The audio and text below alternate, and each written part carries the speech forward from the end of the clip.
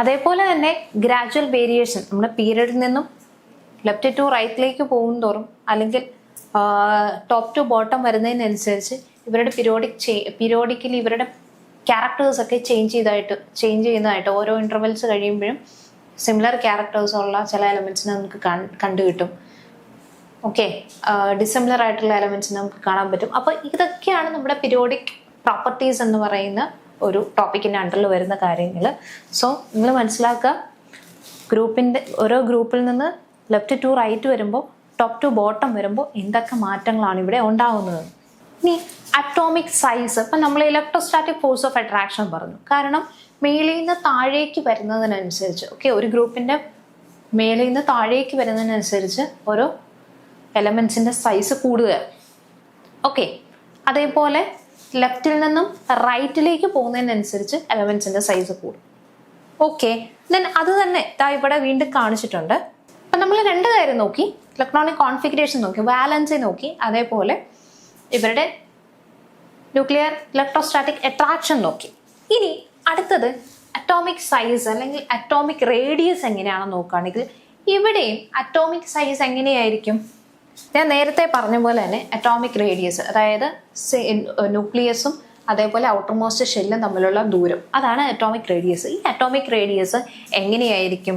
എപ്പോഴും ഒരു പീരീഡ് നമ്മൾ എടുക്കുകയാണെങ്കിൽ ഈ പീരീഡിൻ്റെ അകത്ത് സൈസ് ഓഫ് ആറ്റം എന്ന് പറയുന്നത് ആറ്റത്തിന്റെ സൈസ് എപ്പോഴും ലെഫ്റ്റ് ടു റൈറ്റിലേക്ക് പോകും തോറും ഒരു പീരീഡിൻ്റെ അകത്ത് ലെഫ്റ്റിൽ നിന്നും റൈറ്റിലേക്ക് പോകുന്നതിനനുസരിച്ച് ഇതിന്റെ സൈസ്, അറ്റോമിക് സൈസ് കുറഞ്ഞുകൊണ്ടേയിരിക്കും.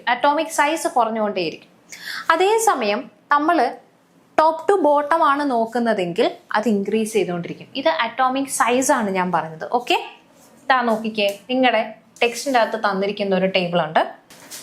ഈ ടേബിൾ പ്രകാരം സെക്കൻഡ് പീരീഡ് ഗ്രൂപ്പ് ഓഫ് എലമെന്റ്സിനാണ് ഇവിടെ എടുത്തിരിക്കുന്നത്. ഇവരുടെ അറ്റോമിക് സൈസ് കണ്ടോ? ഏറ്റവും ആദ്യം ലെഫ്റ്റ് ടു റൈറ്റിലേക്ക് പോകുമ്പോഴും ഇവരുടെ അറ്റോമിക് റേഡിയൈ കുറഞ്ഞുകൊണ്ടായിരിക്കുന്നത്. ഓക്കെ, അതേസമയം ഗ്രൂപ്പ് 1 എലമെന്റ്സിനെ നോക്കിയ ഗ്രൂപ്പ് 1 എലമെന്റ്സിനെ നോക്കുവാണെങ്കിൽ ഇവരുടെ അറ്റോമിക് സൈസ് കൂടിക്കൊണ്ടായിരിക്കുന്നത്, വലുതായിക്കൊണ്ടായിരിക്കുന്നത് സൈസ്. ഓക്കെ, സോ പീരീഡിന്റെ കേസ് നോക്കുവാണെന്നുണ്ടെങ്കിൽ ലെഫ്റ്റില് വലുതായിരിക്കും അറ്റോമിക് സൈസ്. പക്ഷേ അതായത് അറ്റോമിക് റേഡിയൈ കൂടുതലാണ് എന്ന് പറഞ്ഞാൽ, അല്ലെങ്കിൽ അറ്റോമിക് സൈസ് കൂടുതലാണ് എന്നതുകൊണ്ട് ഉദ്ദേശിക്കുന്നത് ആറ്റത്തിൻ്റെ ന്യൂക്ലിയസും ഔട്ടർ മോസ്റ്റ് ഷെല്ലും തമ്മിലുള്ള അട്രാക്ഷൻ അത് വളരെ കൂടുതലാണ് എപ്പോഴും ലെഫ്റ്റ് സൈഡിൽ. പക്ഷേ റൈറ്റ് സൈഡിൽ എത്തുന്നതിനനുസരിച്ച് അത് കുറഞ്ഞുകൊണ്ടേയിരിക്കുക. ഗ്രൂപ്പുകളെ സംബന്ധിച്ചിടത്തോളം ഇവരുടെ അറ്റോമിക് സൈസ് കൂടിക്കൊണ്ടേയിരിക്കുക. ടോപ്പ് ടു ബോട്ടം വരുമ്പോൾ അത് കൂടിക്കൊണ്ടേയിരിക്കുകയാണ്. ഓക്കെ, അപ്പോൾ ഈ ഇലക്ട്രോൺസ് എല്ലാം ഈ പറഞ്ഞ കാര്യങ്ങൾ തന്നെ ഒന്ന് ഒരു പിക്ചർ വൈസ് റെപ്രസെന്റ് ചെയ്തിരിക്കുന്നത് മാത്രമാണ് ഈ കാണുന്നത്. ഓക്കെ, ഒരു പീരീഡിലാകുമ്പോൾ ഏത് രീതിയിലായിരിക്കും ഇവരുടെ അറ്റോമിക് റേഡിയൈ ഇൻക്രീസ് ചെയ്യുന്നത്, അതേപോലെ ഒരു ഗ്രൂപ്പിലാണെങ്കിൽ ഏത് രീതിയിലായിരിക്കും ഇൻക്രീസ് ചെയ്യുന്നത്, ഡിക്രീസ് ചെയ്യുന്നത്, ഇത്രയും കാര്യങ്ങൾ മാത്രമേ നമ്മളിവിടെ ഡിസ്കസ് ചെയ്തുള്ളൂ. ഇനി അടുത്തത് മെറ്റാലിക് ക്യാരക്ടറും നോൺ മെറ്റാലിക് ക്യാരക്ടറും അതുണ്ടെന്ന് നമ്മൾ പറഞ്ഞു. ഓക്കെ, അപ്പോൾ ഈ ഇലക്ട്രോൺസിനെ ലോസ് ചെയ്യാനായിട്ടുള്ള ഒരു ടെൻഡൻസി എപ്പോഴും എലമെന്റ്സിന് കാണും. അപ്പോൾ ഒരു ഇലക്ട്രോൺ അല്ലെങ്കിൽ 2 ഇലക്ട്രോണൊക്കെയാണ് ഔട്ടർ മോസ്റ്റ് ഷെല്ലിൻ്റെ അകത്തുള്ളതെങ്കിൽ ആ ഒന്നിനെയോ 2നെയോ ഒക്കെ കൊടുത്തിട്ട് ഔട്ടർ മോസ്റ്റ് ഷെല്ലിൽ എപ്പോഴും സ്റ്റേബിൾ ആയിട്ടിരിക്കാനാണ് എപ്പോഴും ഈ പറയുന്ന എലമെന്റ്സ് നോക്കുക. ഓക്കെ, അപ്പോൾ അതിനനുസരിച്ചാണ് ഇവർക്ക് പോസിറ്റീവ് ചാർജും നെഗറ്റീവ് ചാർജും ഒക്കെ കിട്ടുന്നത്. ഇപ്പോൾ ഒരു ഇലക്ട്രോണെ കൊടുക്കുകയാണെങ്കിൽ പോസിറ്റീവ് ചാർജ്, അതെല്ലാം മേടിക്കുകയാണെന്നുണ്ടെങ്കിൽ നെഗറ്റീവ് ചാർജ് ആയിരിക്കും. ഓർത്തിരിക്കണേ. ഓക്കെ, ഈ ആൽക്കലി മെറ്റൽസ് എന്ന് പറയുന്നത് എപ്പോഴും ഇലക്ട്രോ പോസിറ്റീവാണ്. ആൽക്കലി മെറ്റൽസ് ലെഫ്റ്റ് സൈഡിലുള്ള ആൾക്കാരാണ് ഒരു പീരിയോഡിക് ടേബിളിലെ. അപ്പോൾ ഈ ആൽക്കലി മെറ്റൽസ് പ്രത്യേകത എന്താണെന്ന് വെച്ചാൽ ഇവർക്ക് 1, 2, 3 ഒക്കെ കാണും. 1, 2 ഇലക്ട്രോൺസ് മാത്രമേ ഈ ഔട്ടർ മോസ്റ്റ് ഷെല്ലിൻ്റെ അകത്ത് കാണത്തുള്ളൂ. അവരെ അങ്ങ് കൊടുത്തിടും. ഇനി നമ്മൾ റൈറ്റ് സൈഡിലേക്ക് ലെഫ്റ്റ് ടു റൈറ്റ് സൈഡിലേക്ക് പോകുമ്പോഴത്തേക്കും നോൺ ആൽക്കലി മെറ്റൽസിനെ കാണാം. ഓക്കെ, ഈ നോൺ ആൽക്കലി മെറ്റൽസിൻ്റെ ഒരു പ്രത്യേകത എന്ന് വെച്ചാൽ ഇവരെന്താ ചെയ്യുന്നതെന്ന് വെച്ചാൽ അവരുടെ ഔട്ടർ മോസ്റ്റ് ഷെല്ലിൻ്റെ അകത്ത് 7 അല്ലെങ്കിൽ 6 ഇലക്ട്രോൺസ് ആയിരിക്കും കാണുന്നത്. അപ്പോൾ ഒരെണ്ണത്തിനെ വാങ്ങിക്കഴിഞ്ഞാൽ ഔട്ടർ മോസ്റ്റ് ഷെല്ലിൻ്റെ അകത്ത് 8 എണ്ണം ആകും, അത് ഫിൽഡ് ആകും, സ്റ്റേബിൾ ആകും. അപ്പോൾ ഇവരെന്ത് ചെയ്യും? ഇവർ മിക്കപ്പോഴും ഇലക്ട്രോൺ നെഗറ്റീവ് ആവാനാണ് സാധ്യത. കാരണം നോൺ മെറ്റൽസ് എല്ലാം ഇലക്ട്രോൺ നെഗറ്റീവ് ആണ്, എപ്പോഴും ഇലക്ട്രോണിനെ മേടിക്കുകയാണ് ചെയ്യുന്നത്. ക്ലിയർ? അപ്പോൾ നോൺ മെറ്റൽസ് എപ്പോഴും അവർക്ക് വാങ്ങാനാണ്, ഇലക്ട്രോൺസിനെ അക്സെപ്റ്റ് ചെയ്യാനാണ് താല്പര്യം. അതേസമയം മെറ്റൽസിന് ഒരെണ്ണത്തിന് കൊടുക്കാനാണ് ഇഷ്ടം. ഓക്കെ, ഇനി ഇവിടെ തന്നെ നമ്മൾ പറഞ്ഞിട്ടുണ്ട് മെറ്റലോയിഡ്സ് ഉണ്ട്. മെറ്റലിൻ്റെ ക്യാരക്ടറും നോൺ മെറ്റലിൻ്റെ ക്യാരക്ടറും കാണിക്കുന്ന മെറ്റലോയിഡ്സ് എന്ന് പറയുന്ന ഒരു ഗ്രൂപ്പ് ഉണ്ട്. അപ്പോൾ ഇവർക്ക് ഗ്രൂപ്പ് ഉണ്ട്, അവരുടെ കാര്യം നമുക്ക് പിന്നെ പറയാം. ഓക്കെ, ഇവിടെ അതിന് മുമ്പൊന്ന് പറഞ്ഞോട്ടെ. സോ ഇവരുടെ മെറ്റാലിക് ക്യാരക്ടർ ഗ്രൂപ്പിലും പീരിയഡും എങ്ങനെയാണെന്ന് നോക്കണ്ടേ. ഇപ്പോൾ metallic character top to bottom, മേളിൽ നിന്ന് താഴേക്ക് നോക്കുവാണെങ്കിൽ ഈ മെറ്റാലിക് ക്യാരക്ടർ എങ്ങനെയായിരിക്കും നമുക്കൊന്ന് ഗസ് ചെയ്യാൻ പറ്റുമോ? മേളിൽ നിന്ന് താഴേക്ക് വരുന്നതിനനുസരിച്ച് metallic character the tendency to lose electron that increases. കൊടുക്കാനുള്ള ടെൻഡൻസിയാണ് കൂടുതലും മേളിൽ നിന്ന് താഴേക്ക് വരുമ്പോൾ. ഓക്കെ, കാരണം ഇലക്ട്രോ പോസിറ്റീവ് നേച്ചറാണ്, കൊടുക്കാനുള്ള ക്യാരക്ടറാണ് കൂടുതലും. മേളിൽ നിന്ന് താഴേക്ക് ഇലക്ട്രോ പോസിറ്റീവ് ആയിരിക്കും, ഇലക്ട്രോൺസിനെ ലോസ് ചെയ്യാനുള്ള ടെൻഡൻസി ആയിരിക്കും അവർക്ക് കൂടുതൽ. ഓക്കെ, കാരണം അവർ മെറ്റാലിക് നേച്ചറാണ്. ഇനി okay, top to bottom electropositive ആയിരിക്കും. ഇനി മെറ്റാലിക് ക്യാരക്ടറിൻ്റെ വേരിയേഷൻ പീരീഡിൻ്റെ അകത്ത് നോക്കുകയാണെന്നുണ്ടെങ്കിൽ ഒരു പീരീഡിൻ്റെ അകത്ത് ഡിക്രീസസ് എവിടെ? ലെഫ്റ്റിൽ നിന്നും റൈറ്റിലേക്ക് പോകും തോറും ആ ക്യാരക്ടർ, അതായത് ലോസ് ചെയ്യാനായിട്ടുള്ള ക്യാരക്ടർ. ഓക്കെ, ഇങ്ങനെ മനസ്സിലാക്കുക.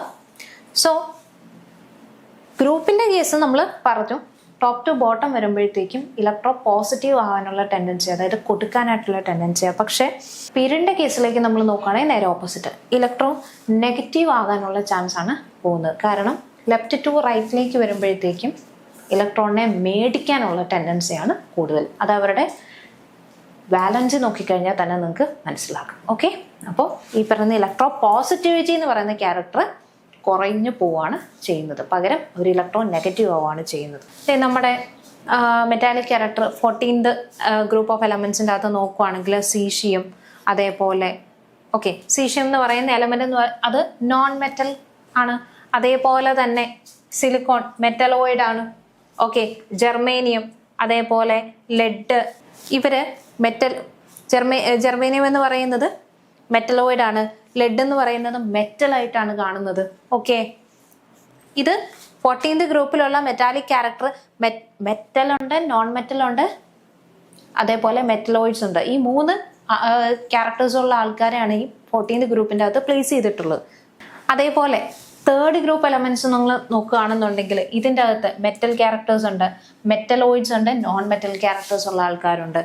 ഓക്കെ, ദെൻ അതേപോലെ തന്നെ ഇവരുടെ പീരിയോഡിക് പ്രോപ്പർട്ടീസ്, നമ്മൾ നേരത്തെ പറഞ്ഞ പീരിയോഡിക് പ്രോപ്പർട്ടീസ് പീരിയഡിലെയും ഗ്രൂപ്പിലെയും നോക്കുകയാണെങ്കിൽ അറ്റോമിക് നമ്പർ എപ്പോഴും പീരിയഡിൻ്റെ അകത്ത് ലെഫ്റ്റ് ടു റൈറ്റ് പോവുകയാണെങ്കിൽ ഓർത്തിരിക്കണേ, ഒന്ന് കൺക്ലൂഡ് ചെയ്ത് പറയുക.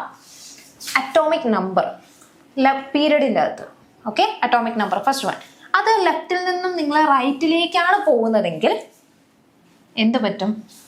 ഇൻക്രീസ് ചെയ്യും. അതേപോലെ മേളിൽ നിന്ന് താഴോട്ടാണ് പോകുന്നതെങ്കിൽ ഇൻക്രീസ് ചെയ്യും. ഇത് അറ്റോമിക് നമ്പർ കുറഞ്ഞതിൽ നിന്നും കൂടിയതിലേക്ക്, താഴേന്ന് പോവുകയാണെങ്കിൽ കൂടുതലാക്കും. അറ്റോമിക് സൈസ് ആണെന്നുണ്ടെങ്കിൽ പീരിയഡിൻ്റെ കേസിൽ അത് കുറഞ്ഞുകൊണ്ടേയിരിക്കും, ലെഫ്റ്റ് ടു റൈറ്റ്. അങ്ങോട്ടേക്ക് വലത്തോട്ട് പോകും തോറും ഈ പറയുന്ന അറ്റോമിക് സൈസ് കുറഞ്ഞുകൊണ്ടേയിരിക്കും. പക്ഷേ ഗ്രൂപ്പിൻ്റെ കേസിൽ താഴേക്ക് വരുന്നതനുസരിച്ച് കൂടുതലാവുക ചെയ്യുന്നത് അറ്റോമിക് സൈസ്.